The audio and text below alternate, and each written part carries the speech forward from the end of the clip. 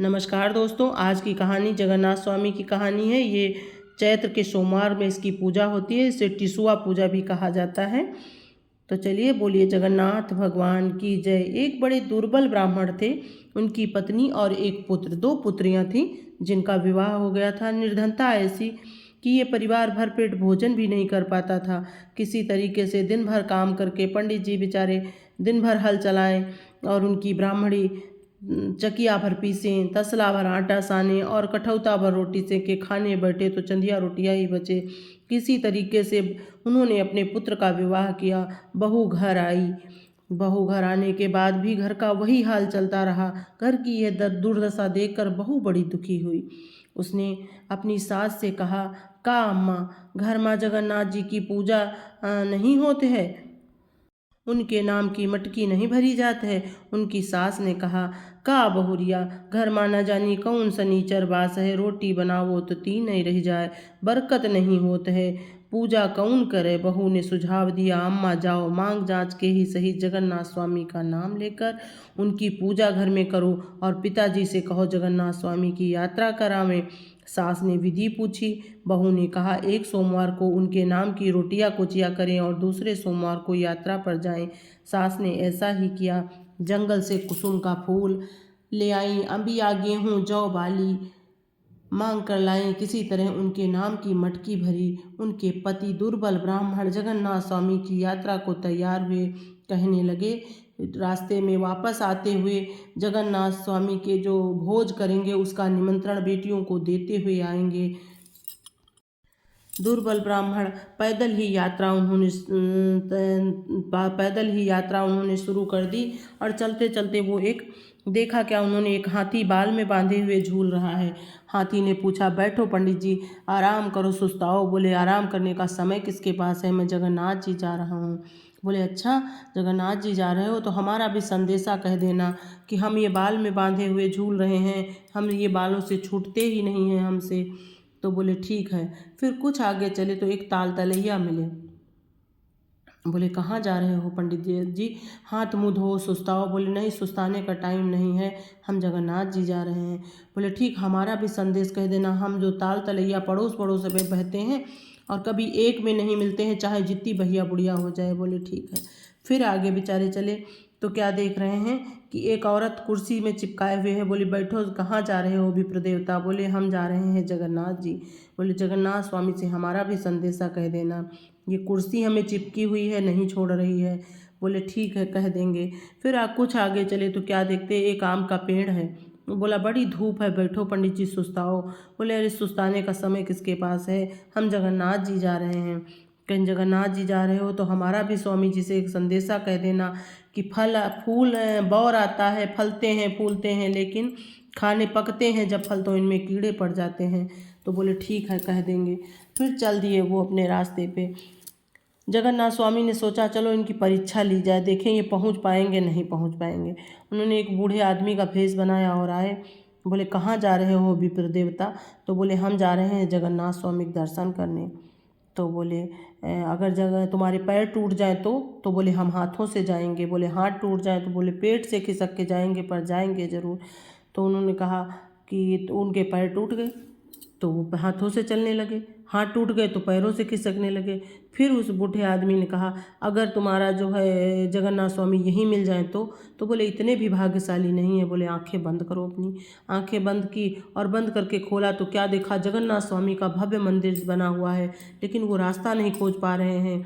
देख रहे सामने बहुत बड़ा भार जल रहा है। वो जो विप्र देवता थे वो भार में दौड़े कूद गए। जगन्नाथ स्वामी ने उनको अपने हाथों में उठा लिया। अरे बोले, कहाँ तुम गिर गए हो, यहाँ जल के भस्म हो जाओगे। बोले, चाहे भस्म हो जाए चाहे कुछ करें, आपके दर्शन जरूर करेंगे। बोले, बताइए। बोले, हमारा जो है दरिद्रता हमारे घर में नहीं जा रही, हमारे घर से हम दिन भर काम करते हैं खेतों में और हमारी पत्नी जो है ब्राह्मणी चकिया भर पीसें और तसला भर आटा माड़े और कठौता भर रोटी सेके, और जब खाने बैठता है परिवार हमारा तो चंदिया रोटियां बचती हैं। बोले ठीक है। उनके 5 बेंत मारे और बोले जाओ ये अच्छत यहाँ से ले जाओ, चावल छिड़क देना सब जगह, तुम्हारी दरिद्रता दूर हो जाएगी। पंडित जी कुछ दूर चले और उनको सुनाई पड़ना बंद हो गया। वो फिर वापस आए। बोले अब क्या हुआ? बोले हम तो बहरे हो गए, हमको सुनाई नहीं पड़ रहा। किसी ने संदेशा कहा था? बोले हाँ, संदेशे तो बहुत सारे थे। बोले बताओ, इसीलिए तुम बहरे हो गए हो। बोले एक हाथी मिला था, बाल में बांधे हुए झूल रहा था। उसने कहा था जगन्नाथ स्वामी से हमारा संदेशा कह देना कि ये बाल हमको नहीं छोड़ रहे। बोले वो था नौवा, पिछले जन्म में बाल काटता था और डालने नहीं जाता था, इसीलिए वो बाल उसे बांधे झूल रहा है। बोले उसके भी 5 बेंत मारना, पट छुआना और अच्छत छिड़क देना, पाप मूर्छित हो जाएंगे। बोले दूसरी मिली थी एक औरत, वो कुर्सी पे बैठी थी, कुर्सी उसको चिपकी थी और छोड़ नहीं रही थी। बोले फिर? बोले हाँ, उसको भी वो बड़े बड़े बुजुर्गों का जो है सम्मान नहीं करती थी, उठती नहीं थी, वो आते थे बैठी रहती थी ऊंचे पे चढ़ी हुई, इसी वजह से उसको जो है वो कुर्सी चिपकी हुई है। उसके भी पट छुआना, 5 बेंत मारना, अच्छा छिड़क देना, पाप मूर्छित हो जाएंगे। बोले और बताओ और कुछ? बोले हाँ, और एक बोला हमको ताल तलैया मिले थे, वो कह रही थी कि हम इतनी भैया बुढ़िया हो जाती कभी एक में नहीं मिलते। तो बोले वो थी देवरानी जेठानी, और वो उनकी बेटी को पुण्य कर देती थी, वो उनकी बेटी को पुण्य कर देती थी, घर का पाप घर में रहता था, इसीलिए वो नहीं मिलती। बोले उनके भी पट छुआना, 5 बेंत मारना और अच्छत छिड़क देना, पाप मूर्छित हो जाएंगे। बोले और कुछ? बोले एक मिला था आम का पेड़, बोला बौर आता है, फल आते हैं, लेकिन खाने के समय जब पकते हैं तो कीड़े पड़ जाते। बोले ये संपन्न लोग थे, काने खुदरे फल पुण्य करते थे और बढ़िया बढ़िया छांट के खुद खाते थे, इसीलिए ये हो रहा। उनके भी पट छुआना, बेंत मारना 5 और अच्छा छिड़क देना, पाप मूर्छित हो जाएंगे। बोले ठीक है। चल दिए वहाँ से। जो कोई मिले कहें जगन्नाथ स्वामी का भोज है आना, जगन्नाथ स्वामी ब्राह्मण देवता सबको निमंत्रण बांट रहे हैं और घर में कोई व्यवस्था नहीं की है, बस निमंत्रण सबको दे रहे हैं। रास्ते में पड़ा उनका बड़ी बेटी, घर पहुँचे जाके तो लड़का आया दौड़ते दौड़ते, अम्मा नाना आए, नाना आए।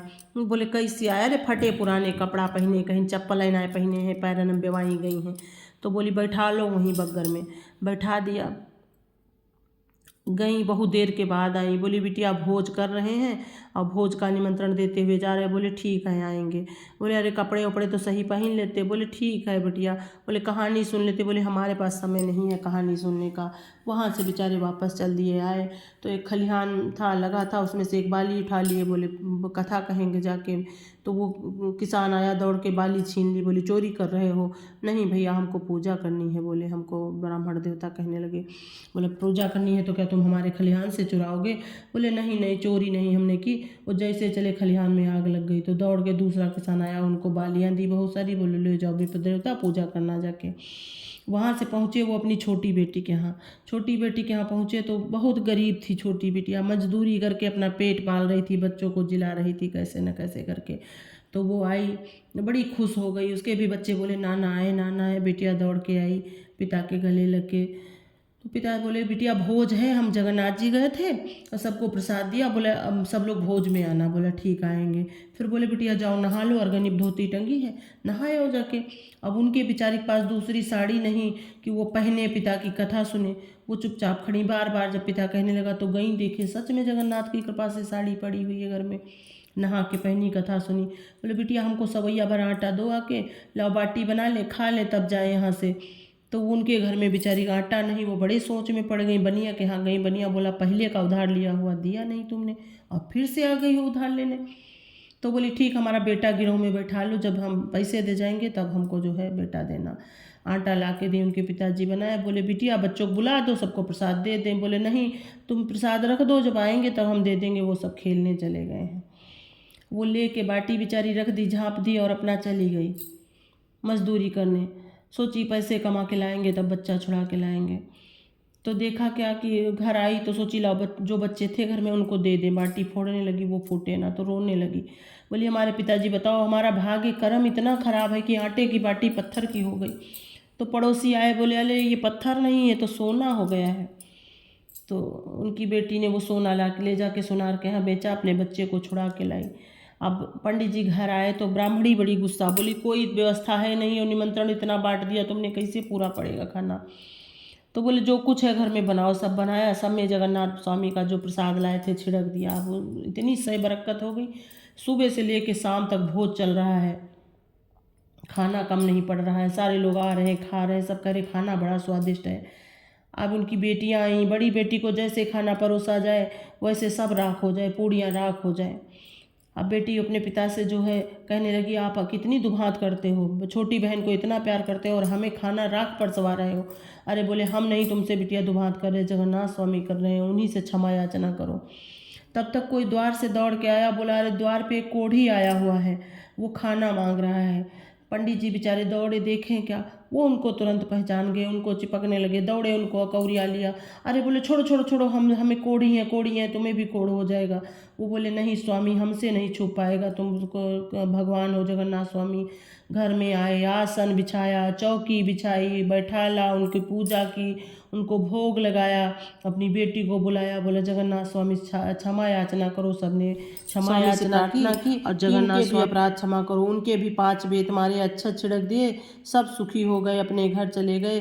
ब्राह्मण देवता अपने घर में सुखपूर्वक रहने लगे। जैसे उनके दिन लौटे भरे, वैसे सबके हों, सर्वे भवन्तु सुखिनः। बोले जगन्नाथ भगवान की जय। कहानी अच्छी लगे तो लाइक करें, सब्सक्राइब करें और फैमिली फ्रेंड के साथ शेयर करें। कमेंट करके ये बताना बिल्कुल ना भूलें कि अगली बार आपको कौन सी कहानी सुननी है। Thanks for watching.